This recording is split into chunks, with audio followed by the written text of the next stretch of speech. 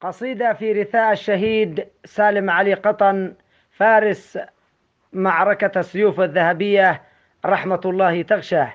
هذه القصيدة في رثاء الشهيد الذي كان قائدا لي، وكان من أحب الناس إلى قلبي. أنا كاتب هذه القصيدة.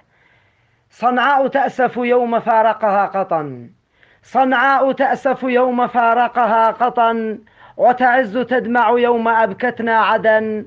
فأجبت لا تبكوا فروح شهيدنا رفعت إلى جنات عدن من عدن.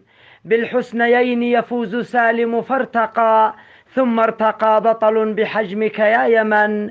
جمع المناقب وارتوت في مجده شهم كريم والأصالة ذو يزن. عانقت أوسمة الشهيد فعانقت، عانقت أوسمة الشهيد فعانقت ذكراه قلبي. ثم فارقني الحزن من مصر، من عمان، من موسكو، ومن أهل الرياض، ومن دمشق إلى قطن. أعلى نياشين البطولة حازها صدر اللواء وكتفه رغم المحن. في وادي يشبم والصعيد بشبوة درس النضال مع العوالق في تبن. في وادي يشبم والصعيد بشبوة درس الكفاح مع العوالق في تبن. ردفان علمه النضال محاربا يحمي الصهاريج العظيمة في عدن. يحمي المآذن في زبيد، يحمي المآذن في زبيد وحضرموت وسد مأرب والحدود وما وهن.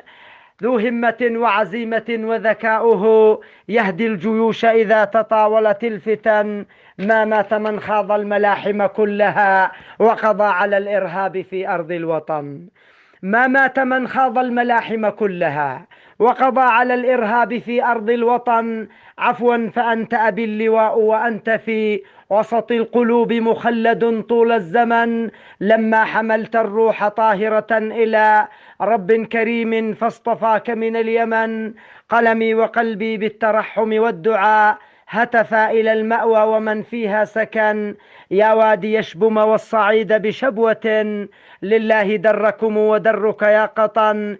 يا وادي يشبم والصعيد بشبوة بلغ سلامي للعوالق والقطن.